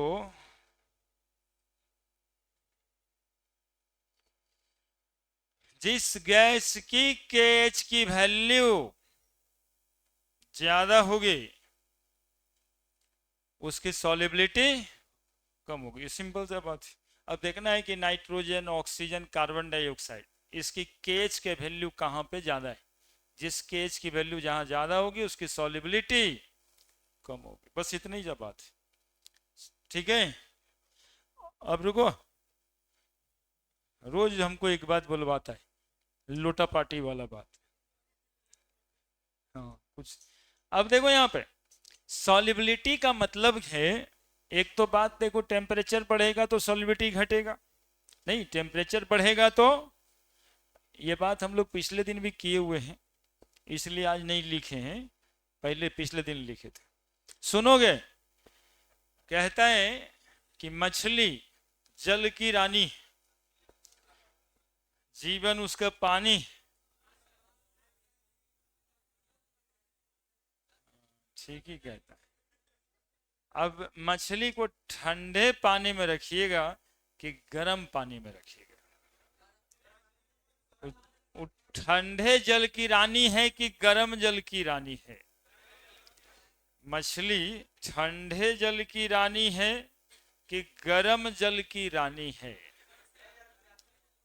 ये हेनरी लॉ कांस्टेंट का एप्लीकेशन है। क्यों ऐसा क्यों है? ठंडे जल की रानी है मछली, ठंडे जल की रानी है, गर्म जल की नहीं। क्योंकि ठंडे जल मतलब लेस टेम्परेचर पे सॉलिबिलिटी ज्यादा होती है, यानी ऑक्सीजन गैस ज्यादा डिजॉल्व होगा, ऑक्सीजन गैस ज्यादा डिजॉल्व होगा लो टेम्परेचर पर। ठीक है, और ज्यादा ऑक्सीजन गैस डिजॉल्व होगा तो मछली ज्यादा ऑक्सीजन वाटर से ले पाएगी, तो जल की रानी हुई कि ना हुई? हुई ना। हाँ, तो application of Henry law constant है। जितने भी इक्वेटिक ऑर्गेनाइज्म हैं ये सब ज्यादा कंफर्टेबल होंगे कोल्ड वाटर में। ठीक है, इसलिए आप अभी पानी के पास जाएंगे, गंगा जी के पास जाएंगे तो 1-2 फीट पानी तक मछली आपको दिखने वाली नहीं है, क्योंकि 2 फीट पानी तक सनलाइट डायरेक्ट आ रहा है। तो उस 2 फीट जो ऊपर का लेवल का पानी है उसमें टेम्परेचर ज्यादा है, तो टेम्परेचर ज्यादा होने की वजह से ऑक्सीजन उसमें कम डिजॉल्व है, इसलिए मछली आपको नीचे मिलेगी, 2 फीट नीचे मिलेगी। यदि और गर्म है तो 3 फीट नीचे मिलेगी। ठीक है, तो solubility of gas in water का ही एप्लीकेशन है। ठीक है, तो application of Henry law constant, तंग नहीं करो जाने उने के लिए। कितना बढ़िया बात है, मछली जल की रानी है, तुमको बहुत पढ़ा दिए क्या? मछली जल की रानी है, यही तो पढ़ाए। जीवन उसका पानी है, कह रहा है ठंडा पानी है कि गर्म पानी है? ठंडा पानी है। क्यों ठंडा पानी है? यही इतना बात पढ़ा है यार, जो बचपन में पढ़े थे।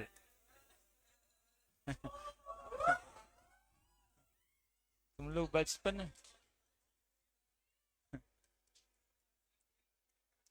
पहला बात लिखिए, पहला पॉइंट लिखिए, aquatic organism, aquatic, A Q A you, aquatic organism,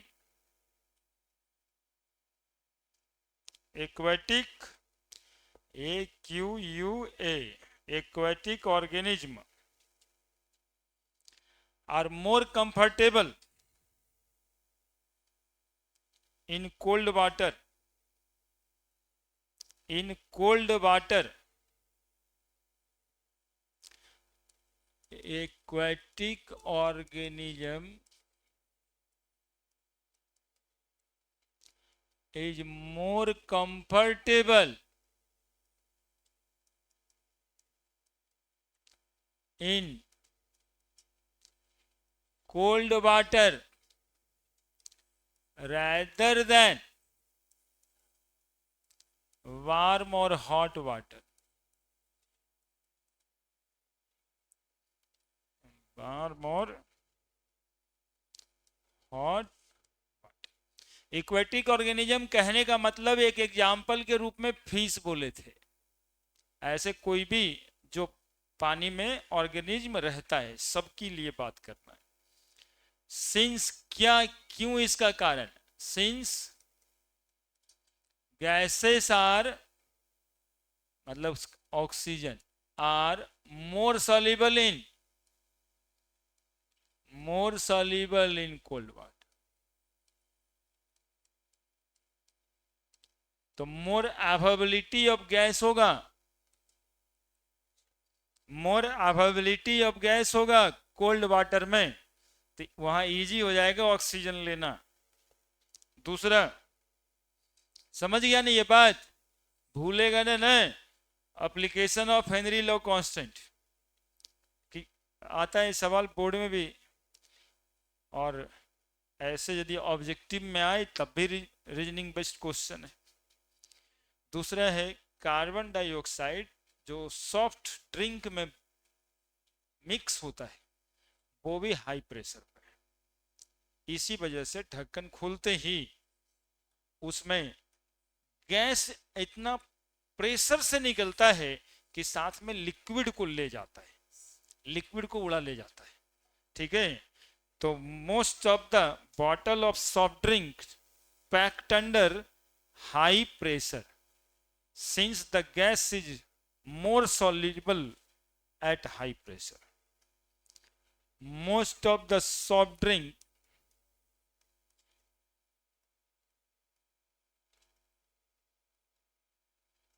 packed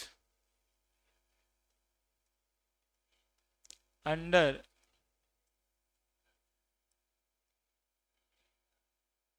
high pressure as the gas is more soluble. तीसरा, person living, सुनोगे ये बात पहले समझाते हैं, लिखा तो किताब में भी है, किताब पढ़ना तुम लोग को सिखा ही रहे, एप्लीकेशन के पास वहां जाके पढ़ना है, समझ लो पहले, 2 लाइन लिखेंगे भी। कहते हैं जो लोग माउंटेन पे रहते हैं या जो लोग माउंटेन पे जाते हैं, ठीक है, जो परमानेंट रहते हैं, उसमें आपके किताब में लिखा है कि वो पर्सन जो हाई हिल्स पे रहते हैं जनरली मेंटली वीक होते हैं और फिजिकली वीक भी होते हैं, दिमागी रूप से कमजोर और ताकत में भी कमजोर होते हैं जो लोग पर्वत पे रहते हैं। वजह यहां से है, वजह यह है कि at higher altitude the pressure is less, gaseous pressure is less. अब वो लो प्रेशर ऑफ ऑक्सीजन पे रहते हैं, तो सांस में जितना सैचुरेशन हम लोग का है, जैसे कोरोना में जांच हो रहा था ना, ऑक्सीजन सैचुरेशन नापिए, तो कहता है 95 96 है तो बढ़िया है, 98 है तो ठीक है, 90 84 हो जाएगा तो ऑक्सीजन की कमी हो जाए। वो लोग ऑलरेडी कमी में ही जीता है। तो यदि कमी है ऑक्सीजन की तो रिस्पिरेशन का रेट भी तो कम होगा। रिस्पिरेशन के रेट कम होगा तो ग्लूकोज कम जलेगा उनके शरीर में, रिजल्ट होगा मेंटली और फिजिकली आपसे कमजोर होंगे, क्योंकि जितना ऑक्सीजन आप ले रहे हैं उतना ऑक्सीजन उतने प्रेशर पे वो ऑक्सीजन नहीं ले रहे, है ना। तो person living at high altitude suffer from, एक बीमारी है बायोलॉजी का, उसको कहते हैं एनॉक्सिया। एनॉक्सिया मतलब lack of oxygen in cells, lack of oxygen in cells called anoxia, वही लिखते हैं। Person living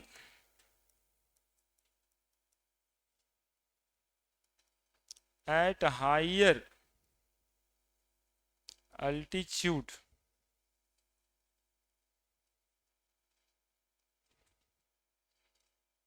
are mentally physically weak as the low pressure as the result of low atmospheric pressure।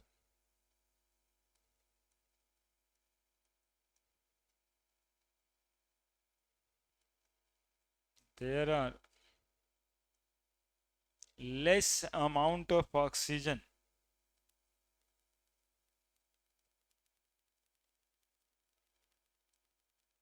dissolved in hemoglobin of blood, है ना जी। हम लोग के blood में ही oxygen dissolve होता है, ऑक्सीजन का सॉल्यूशन ब्लड में हेमोग्लोबिन के साथ जुड़ता है, ऑक्सी हेमोग्लोबिन बनाता है, ठीक है। और दे मे सफर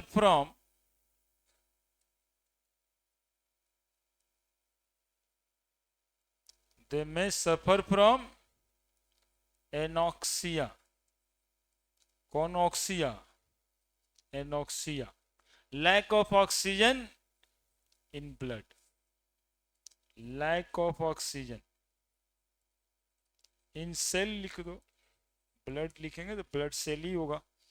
lack of oxygen in cell called as anoxia, anoxia.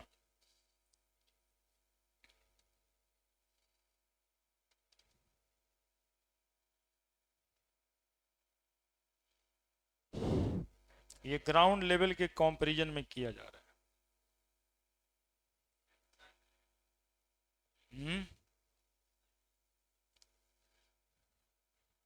हाँ, कारण है कि लेस अमाउंट ऑफ ऑक्सीजन में रहने की आदत डाल लिया है ना, तो बर्दाश्त करने की क्षमता भी तो तुमसे ज्यादा ही।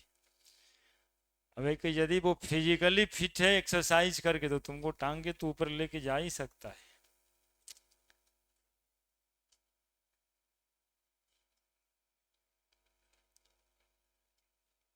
ना। पर्वत भी उठाया जा सकता है एक हाथ पे। नेक्स्ट, टाइम से क्या होता है? फोर्थ नंबर, संडे को भी क्लास होगा। नहीं नहीं, अब ऐसे नहीं करना चाहिए। देखो, कुछ बच्चे की हालत बहुत ही खराब है, लेकिन उसके हालात से सिलेबस, उसके हालात से दुनिया नहीं चलेगा, ठीक है। हालत उनका इसलिए खराब है कि सप्ताह में 3 दिन हम बुलाते हैं पढ़ाने के लिए, वो सप्ताह में एक ही दिन अवेलेबल है। हम लोग MWF हैं तो खाली WWW में रहते हैं, वो महीना में 4 दिन, है ना, या कोई डब्लू फ्राइडे मंडे गायब है ना। तो ऐसे तो चलता नहीं है ना, किसी भी चीज में लगना पड़ता है और लगने के लिए एकदम जोर शोर से लग जाना पड़ता है। अब बरहमा फिर से आपको आने वाला नहीं है, ये सब बात को समझिए, ठीक है। अब इक्विलिब्रियम के लिए हम बुलाते हैं तो कोई नहीं आते, तो सॉल्यूशन के लिए आइए, 4 बच्चे आते हैं इक्विलिब्रियम के लिए, तो सबको लगता है इसकी जरूरत ही नहीं है, वो जरूरत महसूस होगा बाद में, जब आप कुछ कर भी नहीं पाओगे तब। इसलिए हम कहते हैं कि यदि रूटीन दें तो उसमें आया करो। अब चूंकि तुम नहीं आते हो तो हमारे हौसले खराब खराब होते हैं कि भाई आता ही नहीं बच्चा, कैसे किसको पढ़ाए। लेकिन हमारे इरादे मजबूत होते हैं तो आप पीछे हो जाते हैं कि अब आया चाहे नहीं आया हमको तो पढ़ाना है। तो अगले दिन आते हैं तो क्या हो रहा है, हम गए थे तैना तो परसेंट बाई मास पढ़ रहे थे, और आज तो सर जो है एकदम से हेनरी लोग कांस्टेंट दिए जा रहे, केच, है ना। तो समस्या होता आप ही को है, हमको बताना पड़ता है, ठीक है। चूंकि आपका कोई काम है नहीं पढ़ने के अलावे, दूसरा और कोई काम के लिए डिपुट नहीं किया गया है, पढ़ने के लिए आपको मंथली पैसा मिल रहा है, ये भी समझिए, ठीक है। पढ़ने के लिए मंथली मिलता है पैसा खर्च करने के लिए, तो उसी ड्यूटी पे आप हैं। तीसरा है, हाँ बस एक ही लाइन है, बाकी सब है, अब तो ऐसे ही लिख रहे हैं। स्कूबा डाइवर्स मतलब समझते हो जी, गोताखोर होता है ना। ये गोताखोर जो है ना ऑक्सीजन सिलेंडर लेके जाता है, नहीं देखा होगा, मछली मछली जैसा आदमी बन जाता है ना, गोड़ में भी पतंग उतंग लगा लेता है और सिलेंडर एक ठो बांध लेता है ऊपर। जानते हो क्यों? क्योंकि ना जैसे जैसे वो नीचे जाता है ना वो प्रेशर बढ़ता है, अब प्रेशर बढ़ता है तो ज्यादा अमाउंट ऑफ गैस डिजोल्व हो जाता है, और फिर जब वो वापस आते रहेगा, बिना सिलेंडर का बात कर रहे हैं, बिना सिलेंडर का आप नीचे जाइएगा प्रेशर बढ़ते जाएगा, ज्यादा ऑक्सीजन डिजोल्व हो जाएगा। जैसे जैसे ऊपर आइएगा प्रेशर घटेगा, और जब आप गैस को रिलीज करेंगे तो जानते हैं इतना फास्ट रेट से गैस रिलीज हो जाता है कि कुछ गैस का बबल ब्लड कैपिलरीज में फंस जाता है। सुनते रहिएगा क्या बात कर रहे हैं, यहां सांस छोड़ने में दिक्कत हो रहा है, नहीं देखते होंगे पानी के अंदर चले जाइए और फिर पानी अचानक से ऊपर फेंक देता है, सांस एकदम ऐसे किए हुए। तो वैसे केस में क्या होता है कि ब्लड कैपिलरीज में ये जो रहता है कैपिलरीज वाला, उसमें ऑक्सीजन का बबल्स फंस जाता है एयर छोड़ने के दौरान, तो उस बीमारी को बेंड्स कहते हैं, BEND, बेंड हो जाता है ना। और बेंड का सिचुएशन पेनफुल होता है, उससे होना कुछ नहीं है, कैपिलरीज में जब तक वो एयर बबल्स निकलेगा नहीं तब तक आपको ब्लड वेसल्स में क्या होगा, दर्द होगा, है ना। इसको इससे बचने के लिए सिलेंडर लेके जाना होता है, ताकि एक समान रेट से ऑक्सीजन आपके ब्लड में जाए और समान रेट से आपको कार्बन डाइऑक्साइड निकाल पाए। तो स्कूबा डाइवर्स, डाइवर्स मतलब वही गोताखोर, स्कूबा डाइवर्स टेक सिलेंडर,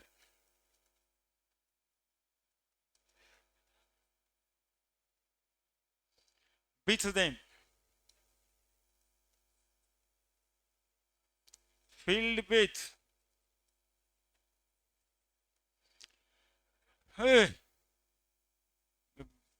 पूरा दम खुशी ही जिंदगी क्या है, तो बस खुशी।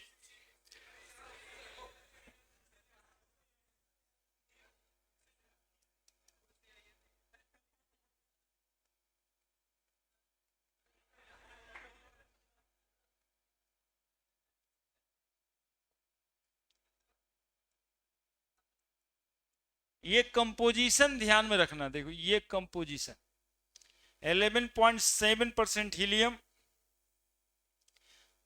56.2% नाइट्रोजन एंड 32.1% ऑक्सीजन। यही 3 चीज रहता उसके सिलेंडर में।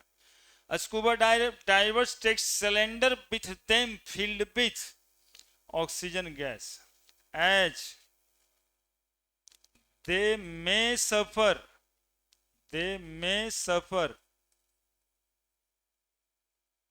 from, कौन बीमारी बताए? बेंड्स क्या होता है?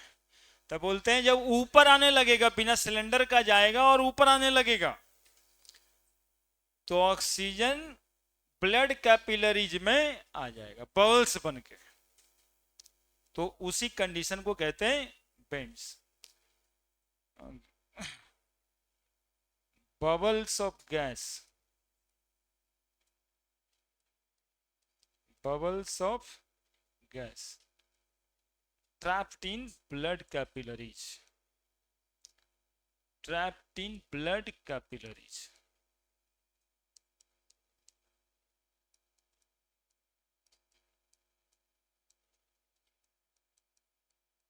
होगा क्या?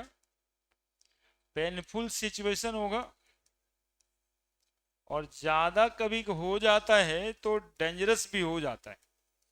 पेनफुल सिचुएशन है ना। पूछेगा स्कूबा डाइवर सिलेंडर अपने साथ लेके क्यों जाता है? बोलेंगे समान रेट से इंस्पिरेशन और एक्सपिरेशन करने के लिए, अदरवाइज नहीं लेके जाएगा तो जाते समय हाई प्रेशर में जाएगा, ज्यादा अमाउंट ऑफ ऑक्सीजन उसके ब्लड में चला जाएगा। लौटते समय जैसे ही प्रेशर घटेगा तो ये ज्यादा रेट से एक्सपिरेशन होगा, और ये जो एक्सपायर्ड एयर है जिसको बाहर निकाल रहे हैं वो बबल्स बन के ब्लड कैपिलरीज में फंस जाएगा। क्योंकि ब्लडीज में ऑक्सीजन जाता, उसी से फेंकते हैं हम लोग, लंग से करते हैं सब काम, तो ब्लड कैपिलरीज में ऑक्सीजन जो चला जाएगा, that is painful condition and that condition is called as bends. तो हेनरी लॉ कांस्टेंट खत्म हुआ। वेपर प्रेशर अगला टॉपिक होगा, और ये अगला टॉपिक संडे को। कब? आज कौन दिन है जी? यही वाला क्लास संडे को। अब आपका रूटीन संडे को जुड़ेगा, 3 क्लास हो रहा है, चौथा क्लास संडे को कै बजे? 9 से 11। यही चैप्टर आगे चलेगा, यही चैप्टर आगे चलेगा, कोई नया चैप्टर नहीं बताएंगे। अगला क्लास सुना है सब्जी? अरे एक दो कहता हम सुनवे न किए थे, सुना है क्या? नहीं सुना? अरे क्या नहीं सुना? संडे को क्लास है, ये नहीं सुना है तुम। कब क्लास है? हाँ, 9 से 11 संडे को, संडे को 9 से 11, संडे को 9 से 11 सेम क्लास आगे बढ़ेगा। संडे को 9 से 11, संडे को 9 से 11, संडे को 9 से, जाते जाते भी सुन लो। कितना बोले देखिए। अरे देखो गधा, कितना बड़ा गधा है देखो। ये सब लंदफन नहीं करो, देखो